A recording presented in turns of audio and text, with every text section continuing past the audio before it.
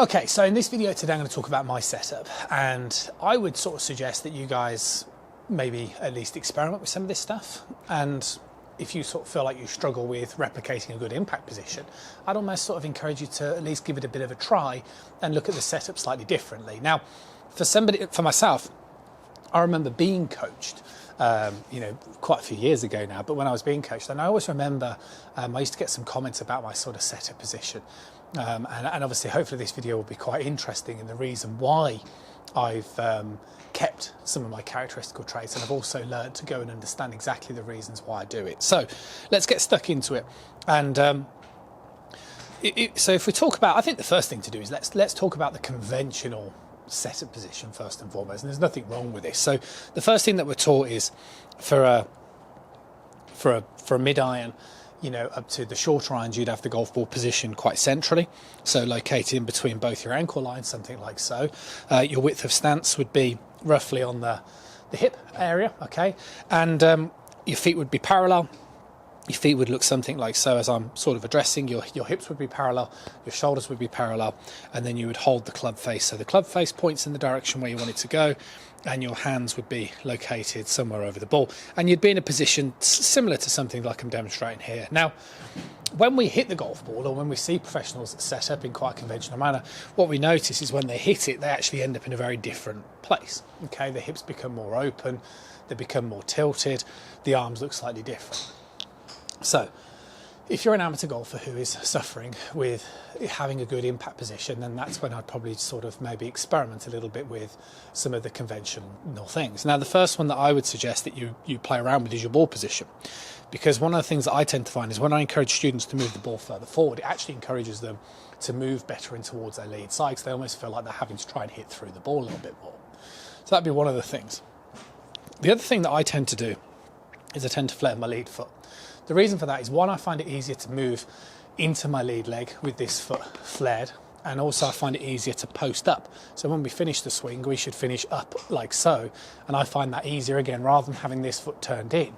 Because what we tend to see with the pros that have the foot more perpendicular is they tend to have to spin it, and I don't like that. I prefer to have it more forward facing to start off with, so I can just use it as a platform to push on.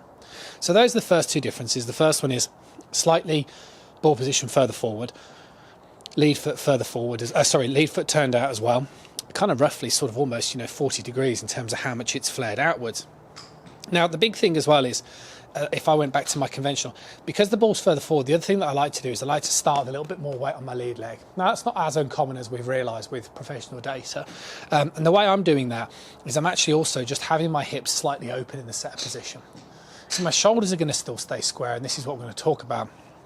But can you see the way that I just open up my hips just a little bit? So I just allow my pelvis just to move a little bit into my legs. So if this is a conventional setup, see the way I start just like so, so my hips are a little open. Now, the reason for that is, again, because I think it helps me get a bit of a feeling for what I'm trying to do at impact. So obviously the more I open up my hips, as I've talked about in a recent video, and you keep your head back, the more you're going to produce this tilting motion which is needed. So I'm obviously not going to do it to that extreme because it would hinder my backswing. But I like to just open up my hips just a little bit, and then from there get into that sort of backswing position. So I'm doing it to the point where I feel like it's going to help me out in my impact position, but it's not having too much of a distorted effect on my backswing.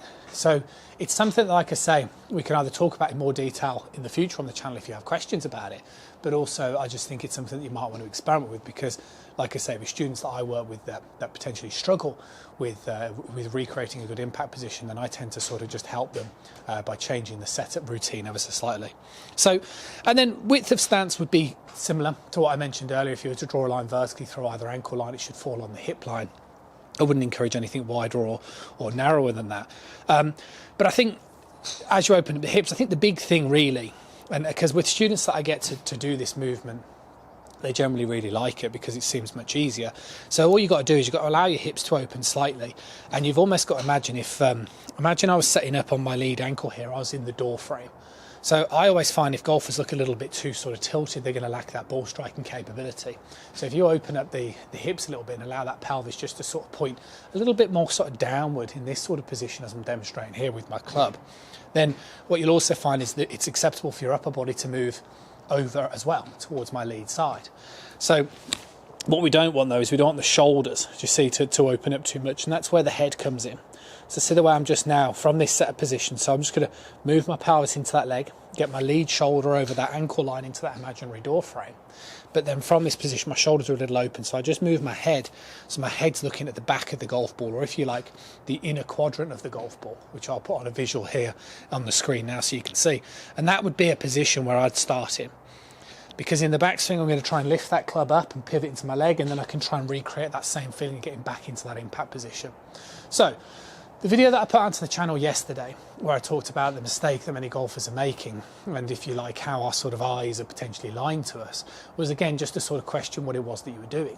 And the idea in this video is exactly the same thing. It's to question things. You don't have to do these things. I'm saying they're options, and they're options that I get high levels of success with when I'm working with students.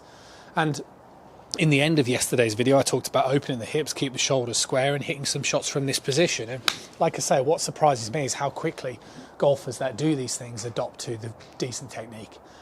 And I think it's just because if you can understand it and explain it, then why not? Because if you want to strike that ball better, you're going to get those hands forward. You need to understand tilts. The way you get tilts is by correct pelvic motion, and obviously understanding how to keep your head still. And that gives you this ability to hit it like so. So for those of you that sort of ask those sort of questions, yeah, I mean, that's how I've always felt that I've played my best golf, is poor position further forward, opening up my hips ever so slightly, shoulders still aligned, hold the club like so. But then from here, you see, when I hit the ball, I can feel like I'm sort of hitting up on it, if that makes sense.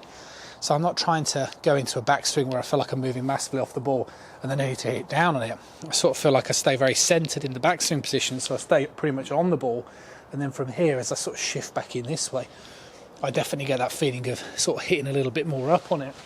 So it creates that sort of shallowing, low spinning on the ball compression. And that's how I've always felt that I've played my best sort of golf. And it's always the way that I've found that I've had the best results with students.